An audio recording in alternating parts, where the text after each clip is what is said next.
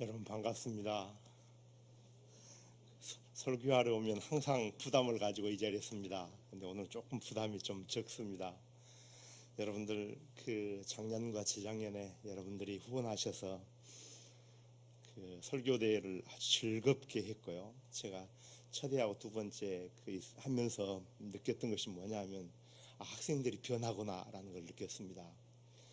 첫 회에는 한 40팀 정도가 나와서 설교대에 참여를 했는데 설교대 원고가 엉망이었어요. 그래서 너무너무 걱정을 많이 했는데 두 번째 해는 이제 설교를 어떻게 준비해야 된다는 것을 학교에서 자기들이 배웠는데 이게 달라지더라고요. 그래서 이게 한 교회에서 이렇게 맡아서 해주는 것이 학생들을 이렇게 변화시킬 수 있구나 라는 것을 제가 느끼면서 여러분들에게 다시 한번 감사를 드립니다. 여러분들의 뿌린 수고가 결코 헛되지 않습니다. 참으로 감사드립니다. 오늘은 예수님께서 무리로 걸으신 사건에 대해서 여러분들에게 말씀드리려고 합니다. 항상 이 교회 세미나를 오면 이 학교에서 세미나하고 좀 달라요. 학교에서 세미나는 정말로 성경만 놓고 원어 써가면서 수업을 합니다. 그런데 여러분들에게 그럴 수 없잖아요. 그래서 여러분들에게 좀 개인적인 얘기도 또 하면서 본문의 의미를 말씀을 드리려고 합니다. 오늘 본문은 요한복음 6장 16절에서 21절입니다. 요한복음 6장 16절에서 21절입니다. 이 본문은 예수님께서 무리로 걷는 사건입니다.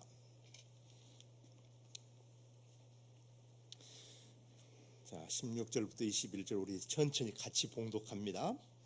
저물매 제자들이 바다에 내려가서 배를 타고 바다를 건너 가버나움으로 가는데 이미 어두웠고 예수는 아직 그들에게 오시지 아니하였더니 큰 바람이 불어 파도가 일어나더라. 제자들이 노를 저 십리쯤 가다가 예수께서 바다 위로 걸어 배에 가까이 오심을 보고 두려워하거늘 이르시되 내니 두려워하지 말라 하신대 이에 기뻐서 배를 영접하니 배는 곧 그들이 가려던 땅에 이르렀더라. 아멘.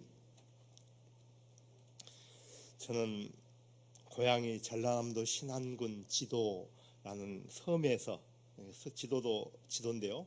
거기서 좀 더 가면 당촌이라는 그 섬에서 태어났습니다. 제가 군대를 제대하고 기물 할 때 겨울에 이 섬 사람들은 육지 사람들은 바다가 아름답다고만 느끼잖아요. 섬 사람들은 그렇지 않습니다. 바다가 얼마나 무서운지를 너무너무 잘 알아요. 한 번은 이제 기임을 제대로 하고 나서 한 6개월 정도 제가 시간이 있어서 어떤 분의 기임을 해는 걸 도와줬습니다. 겨울인데요. 저렇게 배가 이렇게 가면서 양쪽으로 잡아가지고 기임을 그 기계로 이렇게 돌려서 깎아내요. 그런데 겨울에는 이게 파도가 치잖아요. 이렇게 양쪽에서 배를 고정을 시켜줘야 돼요. 그래서 양쪽에서 사람이 그 말을 잡고 지금 말 있잖아요. 그걸 딱 잡고 고정을 시키면서 배가 이렇게 하거든요. 그런데 파도가 세기 때문에 이렇게 왔다 갔다 해요. 그럼 어떻게 되냐면 말을 이렇게 잡고 있다가 배가 뒤로 빠지잖아요. 그러면 그대로 쏙 들어갑니다. 한번 그런 적이 있어요. 근데 바다가 참 무서울 때는 무섭습니다. 정말 사람이 어떻게 통제할 수 없을 만큼 무서워요. 오늘 본문도 지금 그 얘기를 하고 있습니다. 실제적으로 보면 6km가 넘지 않는 그 거리를 적어도 6시간 가까이를 노를 저어서 갔다고요. 그 길을 노를 저어 가면서 그 고통 가운데 있는 그 제자들 예수님이 찾아오셨고 예수님이 찾아오셔서 그들에게 나다라고 얘기를 해요. 여러분 나다라는 것에 대해서 잘 모르시잖아요. 우리가 나다란 말을 왜 썼을까? 예수님께서 나니까 두려워하지 마라 이런 말씀으로 쓰셨을까? 아니면 예수님이 도대체 누구신가를 우리에게 보여주고 싶어서 그런 거 아닐까? 여러분 이 본문은 우리는 그냥 나다라고 얘기합니다만은 실제로 이 본문은 그 바다에서 노를 저어갔던 제자들이 누구를 보냐면 하나님을 보는 거예요.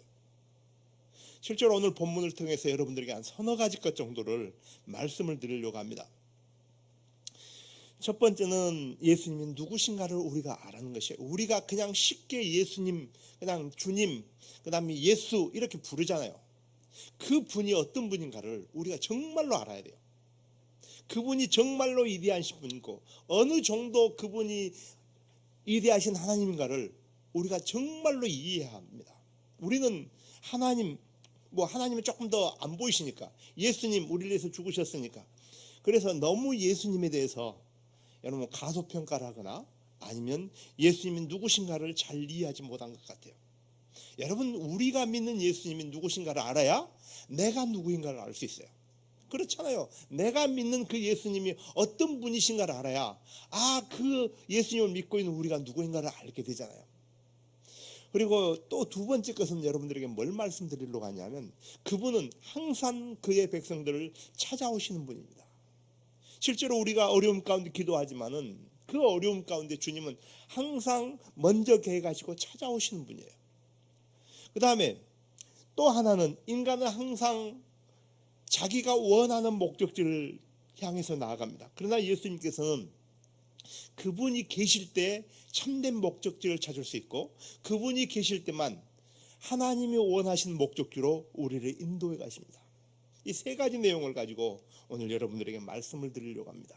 실제로 이 논문은 원래는 요한복음 이 본문에 나타난 그 상징들에 대해서 연구를 했던 논문입니다.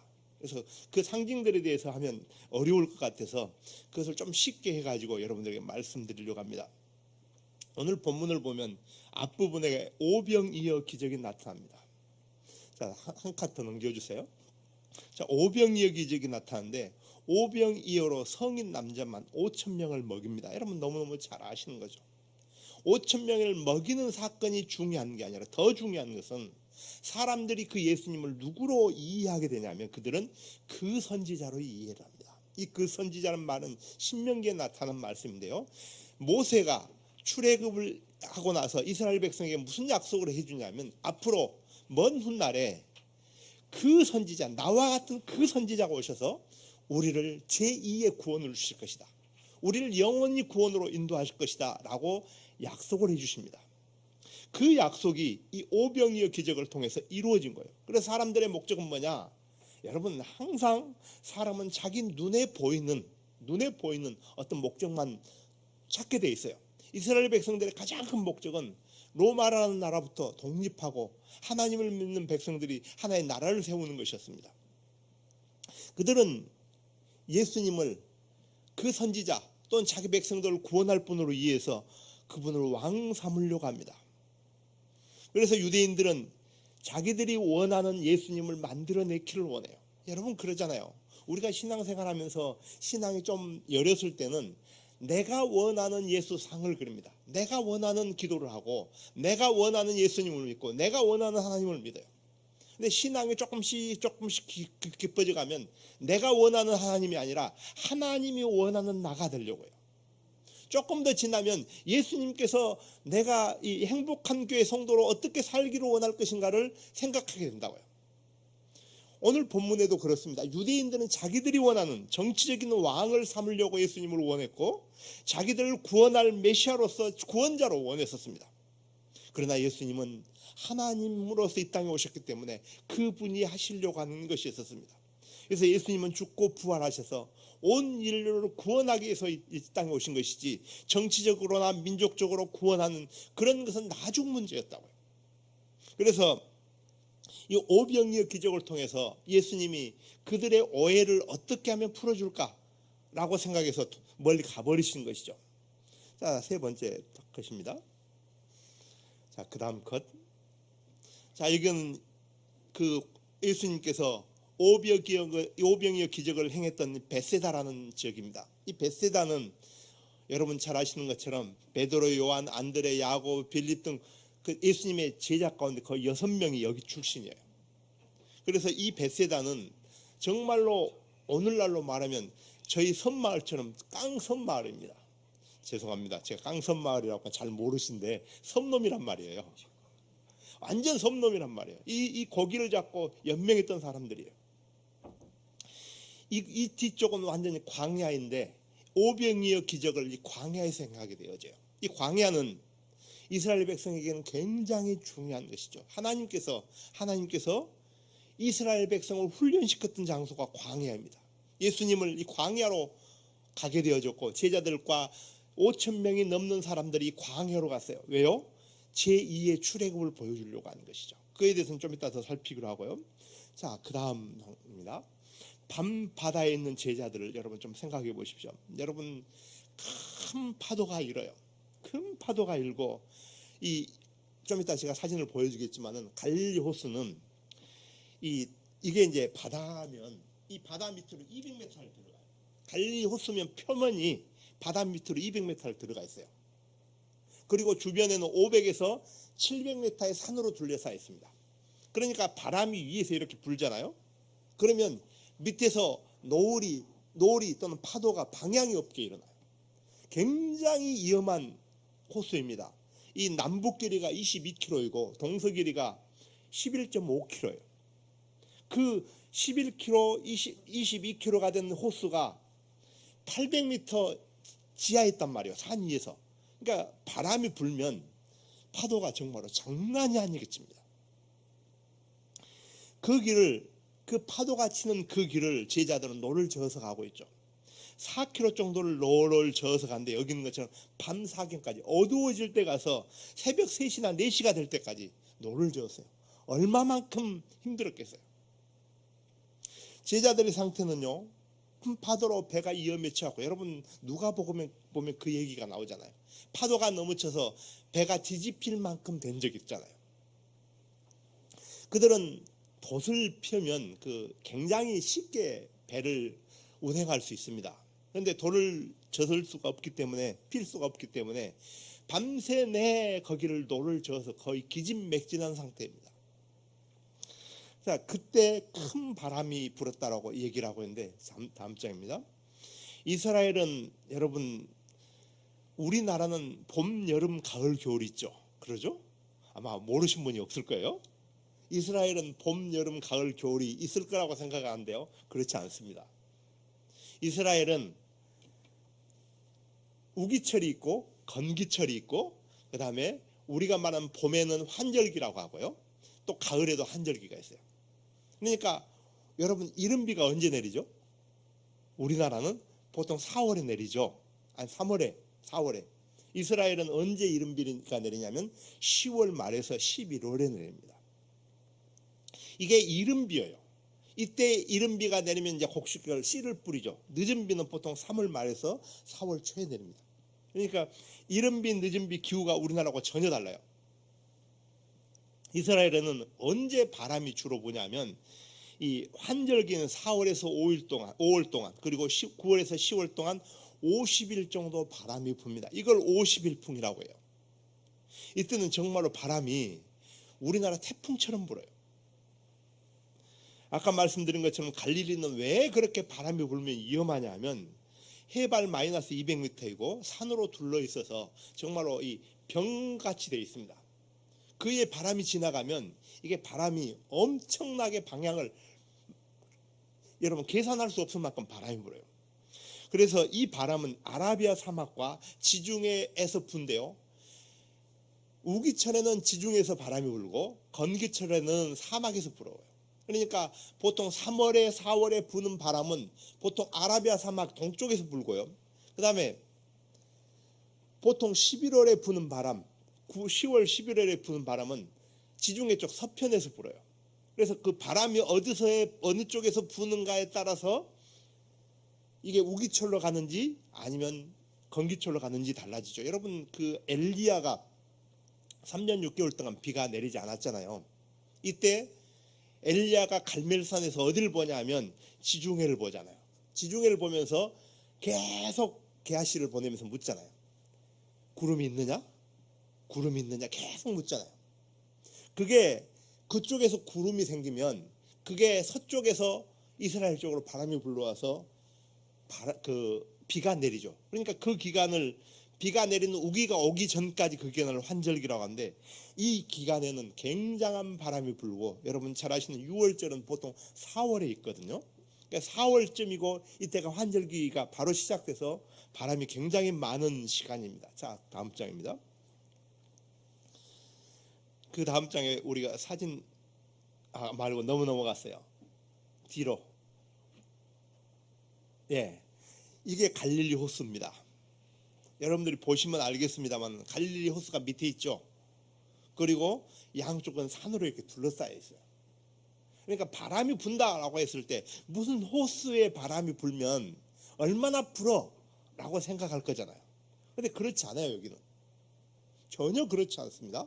자, 다음 장입니다. 자, 이게 갈릴리 바다에서 부는 파도입니다. 여러분 보시기에 어느 정도 파도가 일어났나요? 엄청나죠. 제가 한 번은 이 갈릴리 호수를 배를 타고 가는데 바람이 없었을 때요. 근데 갑자기 바람이 불기 시작하더라고요. 이제 배를 타고 가면서 성찬식을 한데, 성찬식을 하다가 학생들이 다 도망갔습니다. 뒤로. 왜 그러냐면 파도가 치면서 이 배 위로 물이 넘쳐 흘러 들어오니까. 근데 성찬식을 하는데 쟤는 움직일 수가 없잖아요. 그래서 다 막고 이렇게 성찬식을 한 적이 있는데요. 이 정도 파도가 칩니다. 그러니까 이런 데서 노를 저 가고 있어요. 그러니까 몇 시간이 지나도 4km 이상을 못 나가고 있는 것이죠. 여러분, 하나님은 보통 구약에 보면 하나님이, 신약에 보면 예수님이 보통 언제 찾아오신가요? 여러분, 언제 주님을 주로 만나시죠? 행복했을 때보다는, 쉬울 때보다는 주로 힘들고 어렵고 내 힘으로 그것을 헤쳐나갈 수 없을 때예요. 왜 그렇죠? 하나님은 우리를 사랑하시기 때문에 우리가 고통당하는 것을 못 보셔요. 자, 다음 장입니다. 그래서 주님은 찾아오셔요. 구약에서도 찾아오셨습니다. 여러분 잘 아시는 것처럼 이스라엘 백성이 이집트에서 400년 동안 430년 동안 노예 생활을 했었어요. 이때 하나님은 모세를 찾아오셨고 이스라엘 백성의 기도를 응답하셨어요. 그리고 이스라엘 백성을 이집트로부터 해방시켰습니다.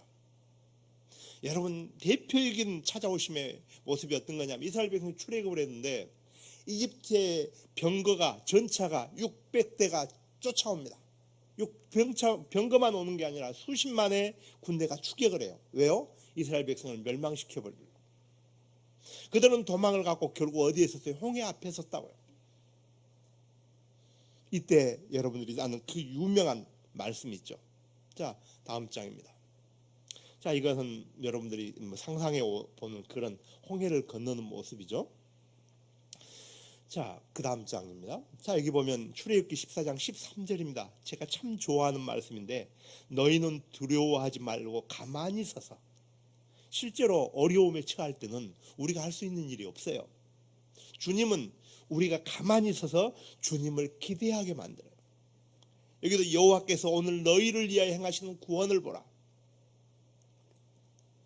여러분, 주님은 언제 찾아오시냐면 우리가 영성 얘기를 가장 그 영성이 성장했던 기간이 어떤 거냐면 내가 내 힘으로 내 문제를 해결할 수 없다는 것을 고백할 때, 내가 내 삶의 내 생명의 주인이 아니라는 것을 느낄 때, 그때 내가 하나님이 나를 찾아오시는 분이구나 라고 느껴요. 이스라엘 백성도 마찬가지죠. 뒤에는 수십만의 보병과 600승의 전차가 자기들을 공격해 왔고 뒤에는 홍해가 막혀 있다. 얼마나 두려웠겠어요. 여러분 아는 것처럼 그들은 430년 동안 노예 생활했다고, 노예 근성이 있다고요. 얼마나 두려웠겠어요. 그런데 하나님은 가만히 서서 여호와께서 오늘 너희를 위하는 구원을 보라라고 말씀하시죠. 이게 주님이 구약에서 찾아오는 방법입니다. 다음 장입니다. 예수님은 어떻게 찾아오셨습니까? 큰 파도와 긴 시간 동안 노를 져서 완전하게 기진맥진해 있었습니다. 그때 바다 위로 걸어서 올라오십니다. 이 걸어서란 단어는, 이 단어는 우리나라 말로는 편하게 좀 어려운데 성경을 썼던 원어에 보면 그분은 아주 편안하게 본인의 능력으로 아주 쉽게 바다 위를 걸어 올라오신 거예요. 그리고 이 걸어서를 현재형으로 쓰는 것은 지금도 우리를 향해서 걸어오시고 있단 말이에요. 옛날에 2000년 전이나 아니면 4000년 전에만 걸어오신 게 아니라 그분은 현재형을 써서 지금도 도움이 필요한 그의 백성들을 향해서 계속해서 걸어오시고 있는 분이에요. 그렇기 때문에 우리가 어려움에서 여러분 하는 것처럼 위로를 받을 수 있고 소망을 가질 수 있죠. 이 예수님의 물 위로 걸은 사건은 어떤 사건이냐면, 실제적으로 보면 이스라엘 백성이 물속으로 여러분 아는 것처럼 바다에 바람으로 길을 내서 그것을 걸어갔던 사건을 예수님이 성취하신 사건이에요. 왜? 앞부분의 오병이의 기적은 만나의 성취였거든요. 그리고 거기 만나를 성취할 때 하나님의 백성들을 어떻게 불러내냐면, 수많은 사람들이 요단강을 건너서 광야로 들어가고, 예수님께서 광야에 있는 백성들에게 뭘 줘야죠? 먹을 것을 줘야죠. 그게 오병이의 기적이에요. 오병이의 기적은 단순히 배가 고파서 주지 않아요. 마태, 마가, 누가복음은 예수님이 배고픈 사람들에게 기적을 행해요. 요한복음은 그것을 다른 관점에서 우리에게 말씀해 주고 계세요. 거기는 뭐냐면, 이스라엘 백성처럼 적어도 2, 3만 명의 사람들이 예수님을 따라서 가버나움, 티베리아 이쪽부터 와서 그 다음에 요단강을 건너요. 홍해를 건너는 것처럼. 그리고 벳세다 광야로 들어가요. 그리고 그 벳세다 광야에서 먹을 것이 없는 그들에게 여러분 하는 것이 오병이어 기적을 행하시고, 그들에게 예수님 자신이 만나라고 얘기하면서 너희가 나를 먹어야 산다라고 얘기합니다. 예수님은 이 사건을 뭘로 해석했느냐면, 이스라엘 백성에게 주셨던 두 번째 메시아가 오셔서, 두 번째 그 선지자가 오셔서 이스라엘 백성을 구원할 것이라는 그 약속이 성취되었음을 이야기하는 것이죠. 이스라엘 백성은 물속으로 걸었잖아요. 예수님은 물 위로 걸어서 그걸 성취해요. 그래서 물 위로 걷는 사건이 출애굽의 성취이고, 제자들을 찾아가서 그들을 구원하는 것이 바로 영원한 그의 백성들의 구원을 약속해 주는 약속입니다. 자, 다음 장입니다. 자, 이건 그 티베리아인데요. 밤에 갈릴리 호수에 서면 참 아름다워요. 왜냐하면 중간에 이렇게 삥 둘러서 불빛이 있고, 거기다 파도가 치면요, 그 파도 위로 불빛이 보였다 안 보였다.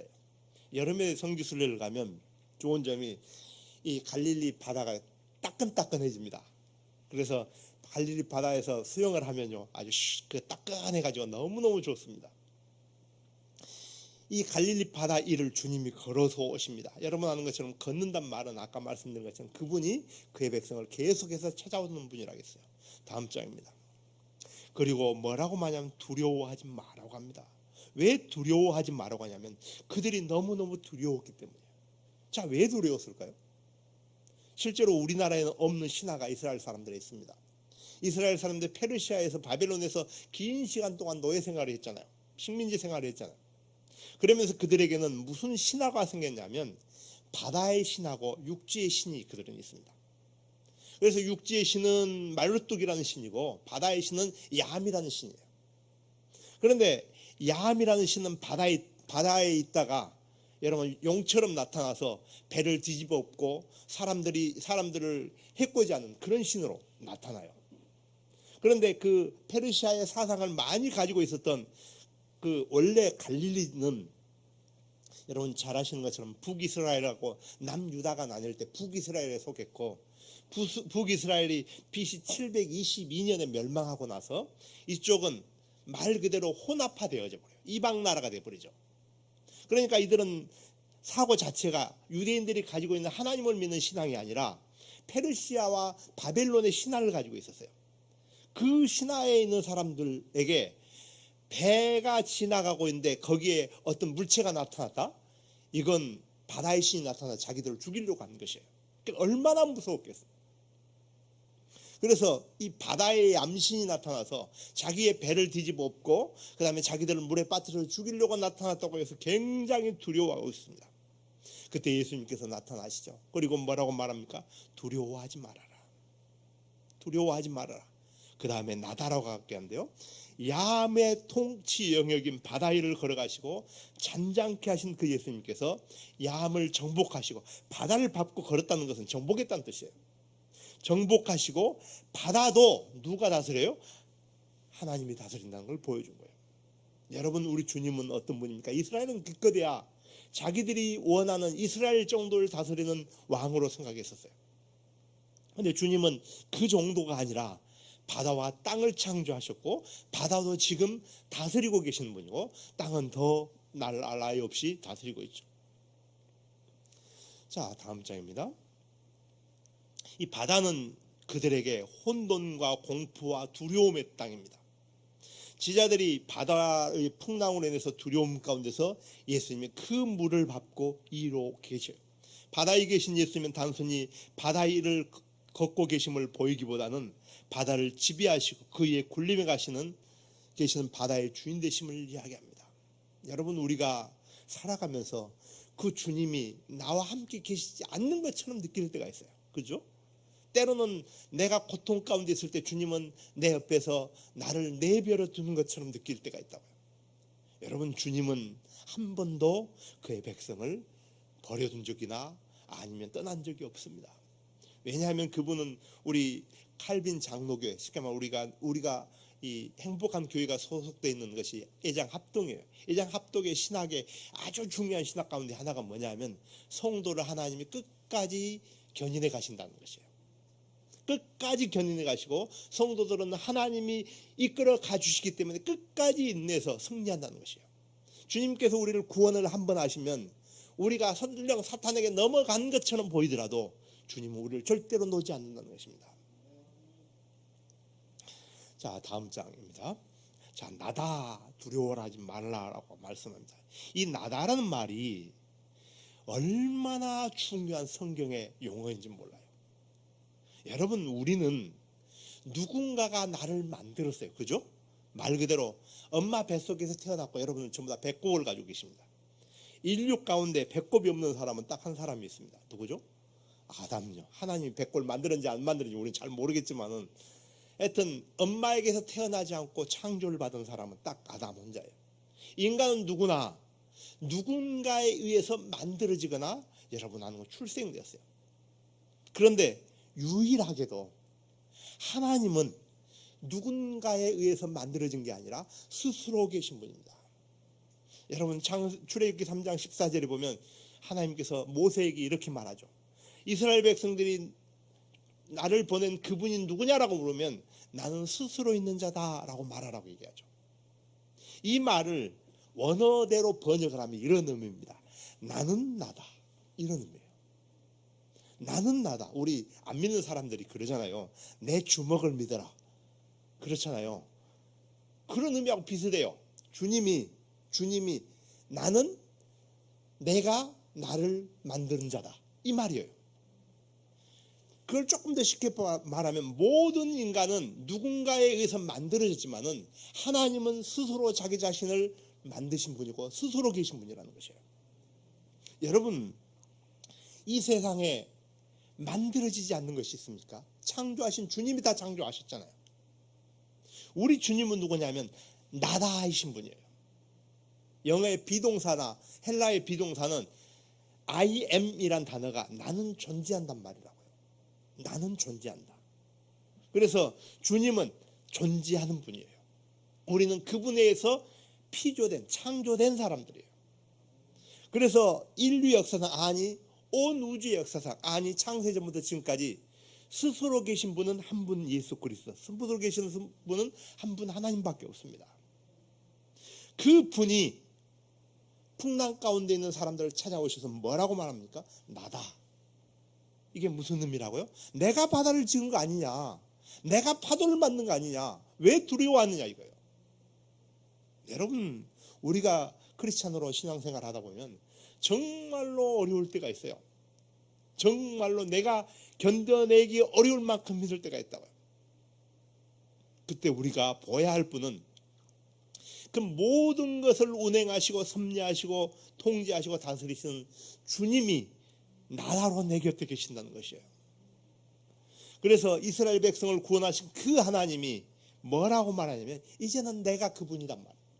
구약의 이스라엘 백성을 구원하시는 그 하나님이 이제는 육체를 입고 우리 가운데 오셨단 말이에요. 그러니까 나다라고 말씀한 거예요.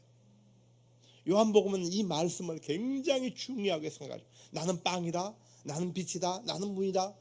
그것은요, 그 주님이 우리에게 생명의 문으로, 생명의 빛으로, 빵으로 우리에게 오셨다는 말씀이에요. 그리고 또 요한복음에 보면 또 다른 단어가 있으면 나다. 예를 들어서 예수님께서 겟세마네 동산에 기도하고 있었습니다. 유다가 누구를 데리고 그냥 군인들과 성경 경비대들 가지고 예수님을 잡으러 와요. 밤에 잘 안 보이잖아요. 그러니까 예수님을 물어봅니다. 누가 나사렛 사람 예수냐? 라고 물어보잖아요. 예수님이 나다라고 했어요. 나다. 똑같은 말이에요. 무슨 일이 벌어진 줄 아세요? 예수님을 체포하러 왔던 그 수십 명의 군인들이 모두 다 뒤로 물러가서 넘어져요. 엎드려진다고요. 뭘 본 거예요? 나다이신 그 주님을 본 거예요. 그래서 요한복음에서 나다란 말은 구약의 그 살아계신 하나님이 나타나는 것을 나다라고 얘기를 해요. 예수님은 누구시냐? 구약의 그분이셔요. 구약의 이스라엘 백성을 구원하신 분이 여러분 우리 인생 하나 구원하지 못하겠냐 이 말이에요. 그러면서 예수님은 땅과 바다와 하늘과 온 우주의 신이라는 우리에게 말씀해 주십니다. 다음 장입니다. 이 나다는 창세기에서는 아브라함에게 나타나서 복의 근원이 민족을 만들겠다라고 약속해 줍니다. 땅을 주겠다고 막 약속해줘요. 아무것도 없잖아요. 그들에게 혼자 있는데 수백만의 사람을 만들겠다. 혼자 땅도 없는데 땅을 주겠다. 그리고 복의 근원이 되겠다라고 얘기하죠. 여러분 잘 아시는 것처럼 이 약속이 아브라함과 이삭과 야곱을 통해서 일어납니다. 여러분 분일 사건 잘 아잖아요. 야복강 사건. 다음 장. 자, 이게 야복강입니다. 여러분들이 야복강 하니까 엄청나게 큰 거라고 생각할 건데 이스라엘은 이쪽은 비가 우리나라처럼 잘 안 내려요. 아까 말씀드린 1년에 강수량이 500에서 700mm입니다. 우리나라 절반도 안 내려요. 그것도 언제만 오냐면 우기철에만. 그러니까 이스라엘에서 요단강 그러면요, 여러분 요단강 얼마나 클까요? 한국만 할 거라고 생각하죠. 요단강요 여기서 요만합니다. 비가 안 내릴 때. 그런데 이스라엘 사람들은 사철 내리는 물이 있으면요 1m가 돼도 그걸 강이라고 해요. 여러분 기송강 아시죠? 기송강이 얼마나 커요? 여름에 가서 보면요 이만큼 합니다. 1m예요. 근데 물이 쫄쫄쫄 흘러요. 그걸 강이라고 해요. 여기에서 여러분 아는 것처럼 야곱이 하나님을 만나죠. 그리고 그 이름을 바꿔주죠. 이스라엘로. 이스라엘 뜻은 두 가지예요. 하나는 하나님과 겨루어서 이겼다라는 의미가 있고 또 하나는 하나님의 백성 방백이라는 뜻이죠. 야곱을 통해서 하나님의 백성을 만들겠다는 것이에요. 그래서 약속이지만은 하나님 그 약속을 통해서 이스라엘을 구원할 것을 말씀합니다. 자, 다음 장. 나다라는 말씀은 출애굽기 3장에 나타납니다. 3장 14절에. 그래서 이번에 보면 하나님의 자기를 보여줘요. 그래서 하나님은 아브람과 이삭과 야곱과 지켰던 약속을 절대로 버리지 않아요. 여러분 왜 우리가 주님의 말씀에 대해서 그렇게 담대하게 우리가 선포할 수 있고 믿을 수 있나요? 그분이 신실하시기 때문이에요. 그분이 신실하셔서 한 번 약속한 것은 절대로 어긴 적이 없어요. 어느 정도 하나님은 대단한 분이냐면 아브라함을 통해서 여러분 약속을 맺잖아요. 그때 소와 양과 염소와 뭐 이걸 잡아놓고 그 사이를 지나가죠. 원래 하나님과 아브라함이 지나가야 돼요. 그런데 아브라함 그 약속을 그 짐승을 각을 떠놓고 지나간단 말은 약속을 지키지 않으면 한 사람은 죽이겠단 말이에요. 그런데 하나님만 거기를 지나가셔요. 예수님 아브라함은요 그 옆에 세워놓고 하나님만 지나가셔요. 왜요? 인간의 약속을 못 지킨다는 것을 알아요. 그렇잖아요. 우리가 하나님과 약속했어 잘 못 지키잖아요. 그렇기 때문에 그걸 알아요. 그래서 하나님은 자기 혼자 지나가 놓고 아브라함에게 이렇게 말하죠. 만약에 내가 약속을 어기면 내 배를 갈라라. 이 말이에요. 왜? 약속이란 말이 구약의 약속이란 말이 배를 가르다는 뜻이거든요. 하나님은 우리에게 인간이 아무리 불순종하고 아무리 성실하지 못해도 그분은 끝까지 약속을 지키신 분입니다. 그래서 우리는 뭐라고 그러냐면 신실하신 하나님이라고 해요. 정말로 좋은 이름이에요. 그 이름이. 자, 다음 장. 이건 여러분이 잘 아시는 모세가 하나님을 만났던 신의 산입니다. 2280m 정도 되는데요. 그 정말로 중요한 약속의 땅이죠. 다음 장. 자, 이것은 그 떨기나무입니다. 그래서 여러분 보면 풀처럼 보이지만 가시가 달려있는 떨기나무인데 여기다 왜 이 캐서린 수도원을 만들었냐면 이쪽 지역에서 여기만 이 떨기나무가 있기 때문이에요. 이렇게. 그래서 아마 여기가 아마 모세가 하나님을 만나고 나다라고 들었던 그것이 아닐까 그렇게 생각합니다. 다음 장. 자, 예수님이 여러분 아는 것처럼 배 선장이 되셔요. 그래서 배는 여러 가지 의미로 사용하는데 한 세 가지 것 정도 의미로 사용합니다. 첫 번째는 배는 고난의 장소였습니다. 예수님이 계시지 않을 때는 고난의 장소예요. 여러분, 우리가 아무리 평화로운 장소가 있고 아무리 좋은 것에 있어도 예수님이 계시지 않는 것은 고난의 장소입니다. 여러분 그렇잖아요. 왜? 만물을 주장하시고 창조하시고 운행하시는 그분이 없는 것은 여러분 아는 것처럼 고난의 장소입니다. 예수님은 그들을 찾아가셔서 보호하시고요. 거기에 끝나지 않죠. 하나님이 원하는 목적지에 곧 도착합니다. 그렇게 밤새 노를 졌는데 하나님이 원하는 목적지에 곧 도착해요. 주님이 계시면. 그래서 예수님과 함께 있는 배는 긴 밤 내내 노를 졌지만 목적지에 도착하지 못했어요. 그런데 예수님이 없으면 여러분 아는 것 참된 목적지도 찾지 못하죠. 여러분 아는 것 앞에서 파도를 치면 어떻게 되겠어요? 제가 한 번은 그리스에서 이탈리아로 그 배를 타고 여행을 하고 있었습니다. 선교수를 가고 있었는데 제가 살아생전에 그렇게 큰 파도는 처음 봤습니다. 배가 6층짜리 한 12,000톤 정도 되는 큰 배예요. 제주도 가는 배들이 보통 5,000톤, 3,000톤 그러거든요. 그런데 12,000톤이 넘는 배예요. 그 배가요 6층까지 파도가 쳐서 올라와요. 제가 6층에서 잤는데 그 파도를 보면서 이러다 내가 죽는 거 아니야? 그런 생각을 했거든요. 여러분 그때 제가 뭐라고 했을까요? 기도했겠죠. 여러분 아는 것처럼 사람이 목숨의 위험을 느끼면 기도하게 되어 있습니다. 그래서 기도했어요. 그리고는 편안하게 자려고 하는데 안 자지더라고요. 왜냐하면 파도가 이렇게 배면 이렇게 치잖아요. 그럼 푹 쳤다가 이렇게 올라가다 푹 쳤다 올라가니까 그 침대에서 누워있으면 몸이 붕 떨어졌다 떨어져요. 그래서 멀미를 한번 한 적이 있는데요. 여러분 아는 것처럼 주님이 배 타시자마자 그 배는 곧 목적지인 가버나움에 도착하게 되어요. 여러분 우리의 목적지를 우리는 놓고 기도하잖아요. 우리의 인생의 목적지를 놓고 우리는 기도합니다. 그 목적지를 누가 있을 때 끝까지 갈 수 있다고요? 주님이 계실 때, 예수님이 계실 때요. 자, 다음 장입니다. 자, 오늘의 교훈과 적용을 하려고 합니다. 여러분 한 세 가지 것 아까 말씀드렸습니다. 예수님은 항상 나를 찾아오시는 분이에요. 아니, 내 안에 계신 분이에요.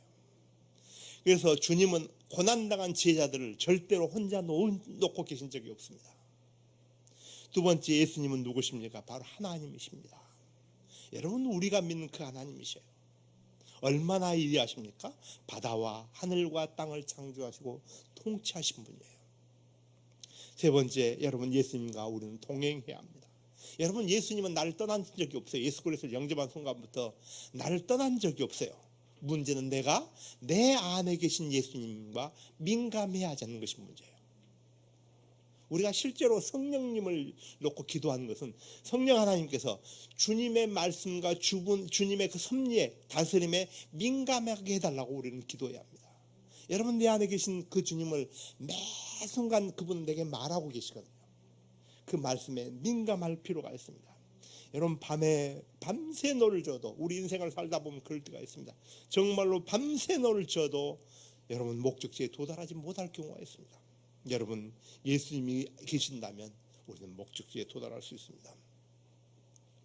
자, 다음 장 이제 마지막 장입니다. 어떤 목수가 아내하고 40년 동안 살았어요. 40년 동안 살았어요. 결혼 40년을 기념해서 아내가 정말로 돈을 모으고 모아서 정말로 좋은 시계를 하나를 선물했습니다. 이 분은 목수다 보니까 대패질하고 나무를 자르고 이러다 보니까 어느 순간에 자기 퇴근할 때 보니까 자기 시계가 없는 거예요. 아무리 시계를 찾아도 찾지를 못합니다. 그런데 퇴근할 시간이 됐는데 자기 손자가 온 거예요. 그래서 할아버지가 막 톱밥 더미를 뒤지고 있으니까 할아버지는 뭐해? 할머니가 사준 시계를 잃어버렸어. 그 손자가 그러는 거예요. 할아버지 조용히 해봐. 조용히 해봐. 들리지. 뭐가 들려요? 째깍째깍하는 소리.